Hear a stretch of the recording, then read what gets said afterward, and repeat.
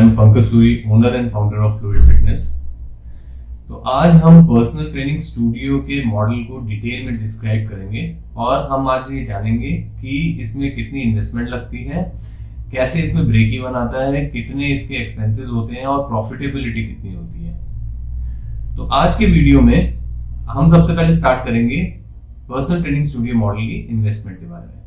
जैसे कि हम अपने पहले वीडियोस में भी आपको बता चुके हैं कि पर्सनल ट्रेनिंग स्टूडियो का बजट लगभग 10-12 लाख रुपए का होता है और इसमें 70 to 80% जो इन्वेस्टमेंट है वो आपकी इक्विपमेंट में जाती है।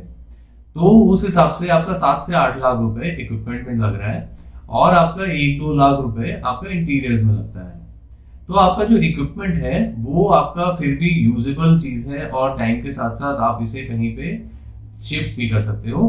तो इससे आपका जो रिस्क एक्सपोजर है वो एक नॉर्मल बजट जिम से या आपका एक लग्जरी जिम से पर्सनल ट्रेनिंग स्टूडियो में कम होता है।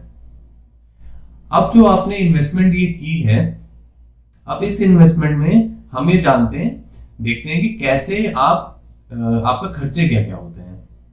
तो अब इसमें सबसे जो बड़ा खर्चा होता है वो होता है रेंट। तो इसमें हमने जाना है कि ये जो पर्सनल ट्रेनिंग स्टूडियो होता है इसका जो स्पेस हमें चाहिए होता है वो 1000 से 1200 स्क्वायर फीट चाहिए होता है। तो जो नॉर्मल रेंटल चलते हैं एरियाज में वो 30, 40, 50 रुपए चलते हैं और अगर आपके बजट में नहीं आ रहा है तो आप इसी बजट में ढूंढने की कोशिश करेंगे, क्योंकि आपको पर्सनल ट्रेनिंग स्टूडियो में सर्विस को प्रायोरिटी देते हुए लोगों को बुलाना है और ये पॉश एरियाज में ना भी खुले तो भी लोग यहाँ आपकी सर्विस के लिए आना पसंद करेंगे। तो आपका जो बजट रहेगा रेंट का वो इसी रेंज में रहे तो इसकी प्रॉफिटेबिलिटी आप ज्यादा मेंटेन कर सकते हैं। तो आपका 1000 से 1200 स्क्वायर फीट अगर 30 से 50 रुपए का हम बजट लेके चलते हैं तो आपका ये लगभग 40-50 हजार रुपए का रेंट का खर्चा हो जाता है। क्योंकि पर्सनल ट्रेनिंग स्टूडियो का जो स्पेस है वो कम होता है तो आपका जो इलेक्ट्रिसिटी एक्सपेंस है वो भी एवरेजली एक नॉर्मल लग्जरी जिम या लग्जरी बेसिक जिम से कम होता है। तो हम इसका जो इलेक्ट्रिसिटी एक्सपेंस है वो भी कुछ एक 10 से 15 हजार रुपए पकड़ लेते हैं। और आपका जो तीसरा एक्सपेंस होता है वो एक हाउस कीपिंग का होता है, जो कि आप किसी को पार्ट टाइम में बुला सकते हैं बिकॉज आपके बैक टू बैक सेशंस चलने हैं इसमें। तो जो पार्ट टाइम बंदा आएगा उसकी हम सैलरी 5-6 हजार रुपए इसमें फिक्स कर लेते हैं। अब जो आपने बाकी लोग जो हायर करने हैं, जो आपने जूनियर ट्रेनर्स हायर करने हैं जो कि पर्सनल ट्रेनिंग देंगे, वो आप कमीशन पे रखेंगे। तो आप उनके साथ एक ऐसा अरेंजमेंट कर सकते हैं कि आप उन्हें कुछ एक मिनिमम सैलरी देंगे और कमीशन 50% पे बांध सकते हैं। तो मिनिमम सैलरी और 50% व्हिचएवर इज हायर। तो अगर उनकी कोई भी सेल नहीं होती तो आप उन्हें थोड़ा सा मोटिवेट कर सकते हैं सेल के लिए, क्योंकि जैसे जैसे सेल होगी उनकी जो कमीशन है वो भी वैसे वैसे बढ़ेगी। तो 50% रेवेन्यू या एक मिनिमम सैलरी विच इज से 4-5,000 रुपीज जो उनका फिक्स एक्सपेंस कवर कर ले। तो ये आपका शुरू के महीनों में ये खर्चा रहेगा, लेकिन बाद के महीनों में क्योंकि वो 50% 2-3 पीटी तो बेच ही लेंगे तो ये आपका एक परसेंटेज कमीशन पे आ जाएगा और आपको इसके लिए कोई फिक्स एक्सपेंस एलोकेट नहीं करना पड़ेगा। तो अभी हमने देखा कि आपके जो एक्सपेंसेस हैं वो मेजरली 3 तरीके के हैं। एक आपका हो गया रेंट, एक हो गया इलेक्ट्रिसिटी और एक हो गया आपका सैलरी। तीनों को अगर आप मिलाएं तो लगभग ये लाख रुपए से कम ही रहते हैं और ये लगभग आपका 40, 10, 15, 55 और 5-6 हजार, तो आपका ये 60 हजार तक का ही खर्चा बनता है।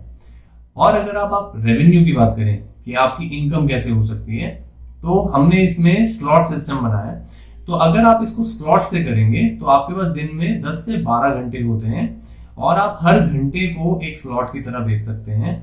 तो जब आपने 45 मिनट्स का एक सेशन किया तो 15 मिनट आप कूल डाउन के लिए छोड़ सकते हैं कस्टमर के लिए। तो इस फेज में जो आने वाला कस्टमर है वो अपना वार्म अप कर सकता है और जो दूसरा कस्टमर है वो अपना कूल डाउन कर सकता है। तो आपके लिए आपको 5 से 10 मिनट का इसमें ब्रेक भी मिलता है।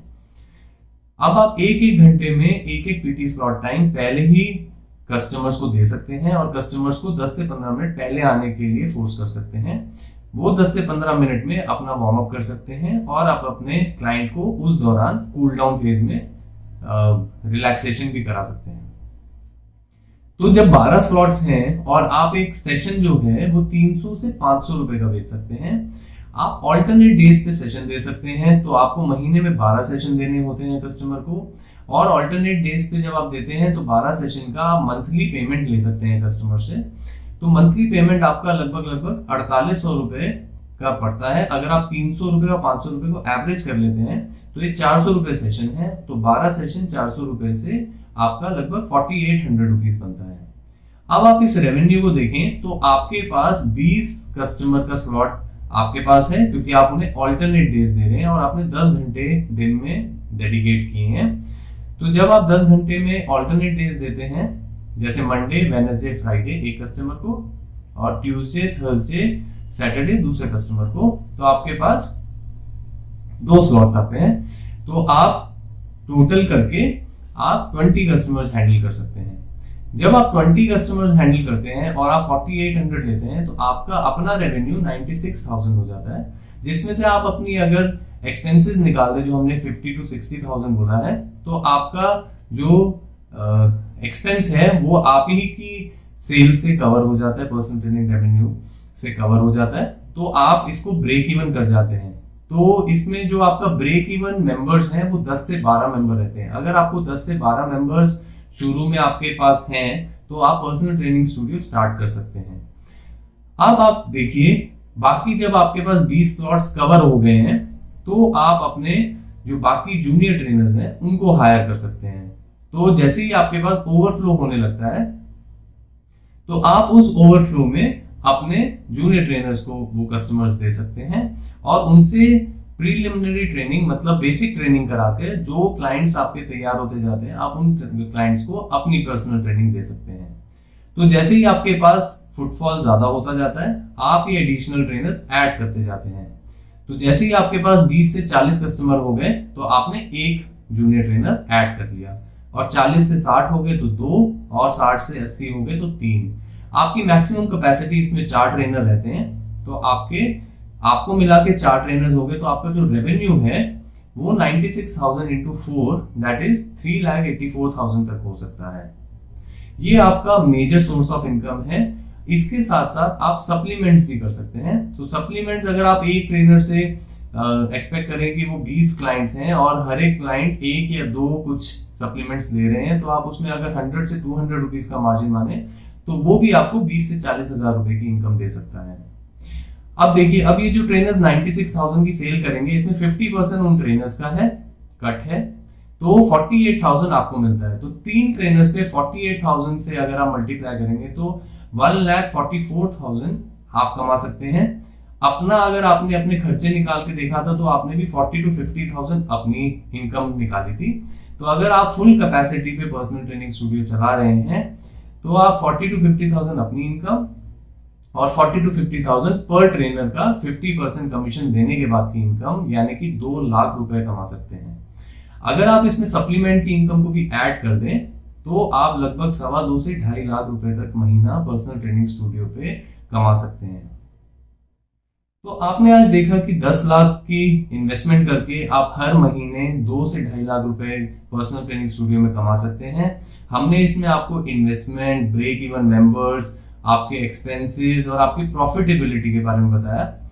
आप इस वाले मॉडल को और डिटेल में जानने के लिए हमें डीएम भी कर सकते हैं, और आप ये जो 10 से 12 लाख की इक्विपमेंट की जो इन्वेस्टमेंट है, इक्विपमेंट कौन कौन सा लगता है, उसके लिए भी हमें कमेंट बॉक्स में कमेंट दे सकते हैं।